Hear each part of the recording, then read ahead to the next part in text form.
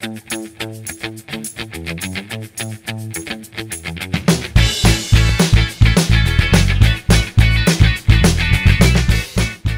are three lines of defense in obtaining that perfect cutout.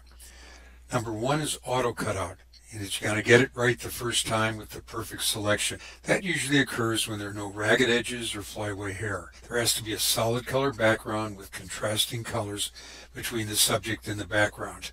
I like to think of a black bowling ball against a white background, and I usually use the magic wand tool. The second line of defense, detailed cutout. I use it mostly for sky replacements by removing unwanted pixels behind leaves and branches of trees or behind flyaway hair, which I'll be demonstrating later on. The third line of defense, Pro Mask. It's usually my last line of defense to make further refinements by outputting to a layer mask for final touch-up. I really use it all the time. First, there's the auto cutout. We use a solid background or contrasting foreground and background. And then we have the detailed cutout, which I use basically for flyaway hair and sky replacements. It removes unwanted pixels behind the leaves and branches of trees. And then the choose detect outside edges is when the subject converges on all three sides. And I use that for sky replacement always. I check that. And then we have remove stray pixels, leave it always unchecked. And last but not least is going to be Pro Mask. I use Pro Mask when I have a complicated cutout and I cannot completely refine my selection in Selected Mask, also known as Refine Edge. It's the last line of defense in achieving that perfect cutout. I use it all the time. I can add back or subtract any of the unwanted pixels. Okay, we're going to get into auto cutout, and it's used when you have a well-defined contrasting subject against the background, and this lovely model is just absolutely perfect for that. And I'm going to go into very details now. Hit the tolerance at 32. Let's make sure that you select the Add to Selection. And now I'm going to go ahead and use the magic wand tool to begin clicking on the gray background. And as you can see, I'm just adding to the selection here. And when I'm finished selecting, I'm going to bring up my quick mask mode, and it helps me to visualize what's selected and what's not. And this looks like a really good selection here. So I'm just going to keep clicking away. And now let's go to auto cutout, and I'm going to click on that, and I'm going to turn off the neutral gray layer that is provided by StudioMagic for visual purposes. Turn it back on. And now let's just go ahead and drag our lovely model onto the background. And we're just going to add a shadow. I'm going to resize her, and I'm going to add a shadow. Now the shadow caster, we're going to go into great detail, but I just kind of wanted you to get an idea of how quickly these shadows work. So I'm just going to go to the shadow caster. We're just going to add a shadow, and it automatically comes in at a 2 o'clock shadow, and I think I'll just leave it at that. This background is very irregular. We can't use the magic wand tool because it has irregular shapes and tones. So let's grab the quick select tool, and I want to make sure that the check auto enhance, it gives you a tighter selection. Make sure that's checked. Make sure that you go to preferences because we want the same brush. And the brush that I'm using there's a drop down that says cursor, and let's choose the right brush. This is the normal brush tip and the one that shows the crosshairs, because the crosshairs shows the pluses and the minuses when you're doing your selecting. So let's close that out, and I'm going to zoom in, and let's go ahead and using the quick select tool, I'm going to go ahead and select from the inside, and I'm very carefully going to go in. And the intelligence is built in, and you'll see how wonderful Photoshop is because it does grab the outside of the subject. Okay, and now I'm going to use the minus sign. I'm going to hold my Command key down, or Alt if you're a PC, and I'm going to subtract from the selection, as you're going to see here. There we go. Now with the plus sign, I'm going to add back just a little bit. There we go. Now let's back out of it, because what I want to do is I want to output this to a layer mask, and I'm going to use the Pro Select. So let's go ahead, and I'll make a couple of mistakes here because I want to be able to take it into the last line of defense to show you how that works. And as far as the trousers on the outside there on the right, I'm going to make a mistake there as well. And eventually, okay, there we go. And now I'm going to select Pro Mask. We're going to hit Detailed Cutout. And now we're in the Selected Mask, and also known as the Refine Edge. All your values, as you see, are pre-selected. The Overlay mode is what I like to use. People like onion skin. I happen to like the overlay mode. And I'm not going to make any changes. I'll put this to a layer mask right now, because I usually do that when I have refined edge or trees and flyaway hair. That's when I do that. Now the last line of defense, as you can see, we're into the outputting to a layer mask, and there it is.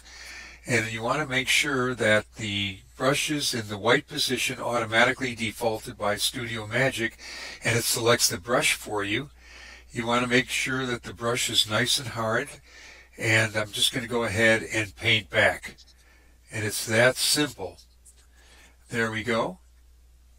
And now what I want to do is just maybe paint back a little bit while it's still in the white mode, which is the paint back. Now I'm going to turn it to, I'm going to hit X on the keyboard, and it goes from white to black. And black is in the erase mode, and now I'm going to start erasing around his trousers.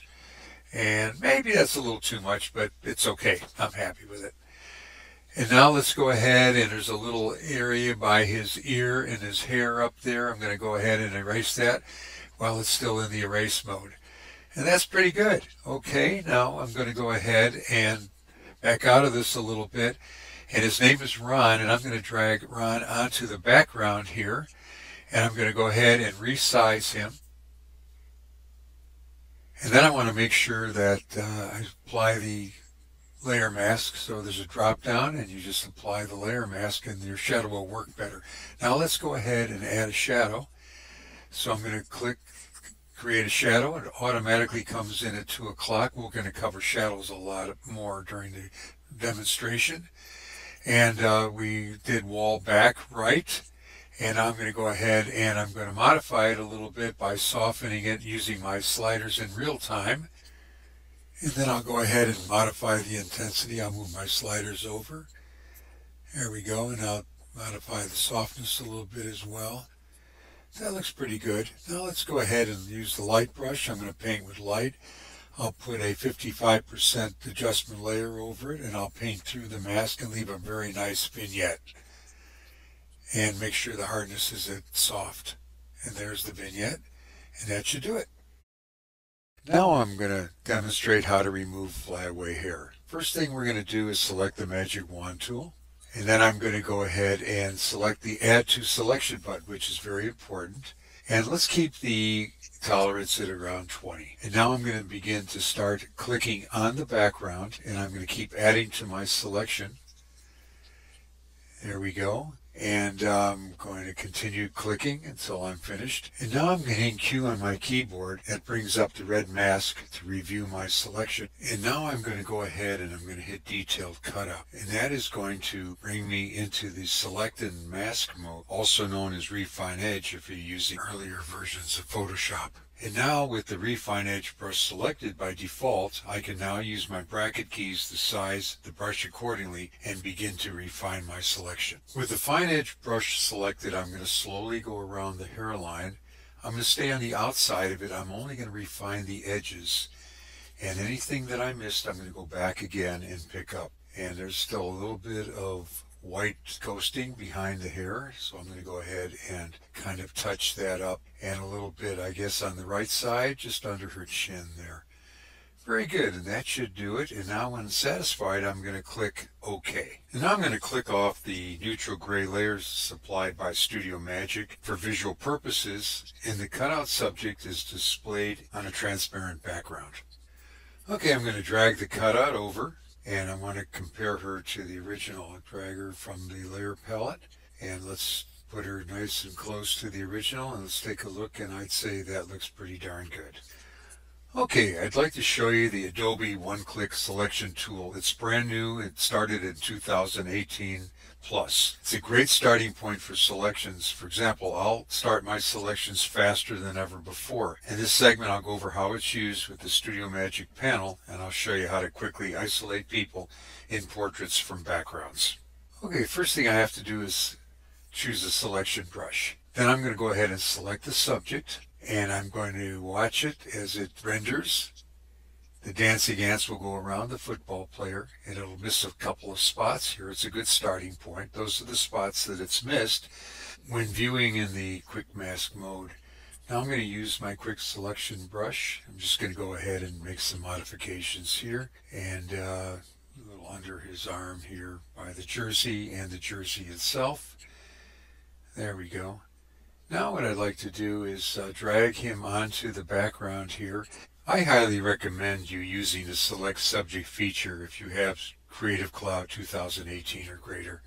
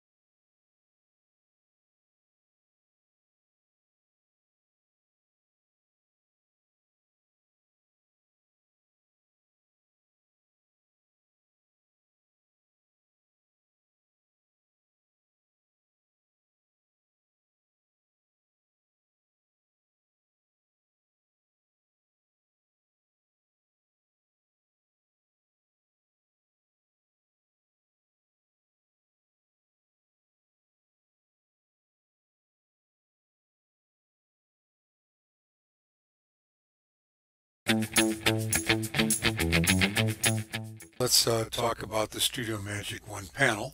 First thing I'm going to do, we want to show you how to set up your workspace. You hit Window, then you go to Windows Extensions, StudioMagic 1, that's where it's stored, and there it is on your screen. Now let's go to Windows, Extensions, and bring in StudioMagic 2. There we go, StudioMagic 2. Now as you see, there's a lot of clutter, so what we want to do is we want to show you how to dock this. So the next thing we're going to do is pick out some of your favorites. In this case, I happen to use layers. You guys might use actions or libraries, but I just happen to use layers, and sometimes I use actions. And then let's go ahead, and this time I'm going to use the tools. There we go. Now I'm just going to go ahead and dock it. And when you do that, you're going to see a blue line. So I'm just going to drag it over here, and we'll just move the panels in place here. And now let's grab this panel, and I like to keep it up and down, and as you see, there's a blue line right there. When you see the blue line, it's docked. Now let's go ahead and dock the toolbar, and once again you'll see the blue line, and there we go. So now what I want to do is I want to be able to save the workspace. So we're going to go to Windows, Workspace, New Workspace. I'm going to name it StudioMagic Palettes, and then I'm going to hit Save. And when I hit Save, it saves it, but actually you really want to shut Photoshop down and restart it again to make sure that you have definitely saved it. So let's close the StudioMagic Palettes, and let's go back to Windows, our workspace, and as you can see, come down below here, it says Reset the StudioMagic Palettes. Just click on that, and there they are, they're all set. And then after saving your palette, close Photoshop and reopen it again, and that will save your work.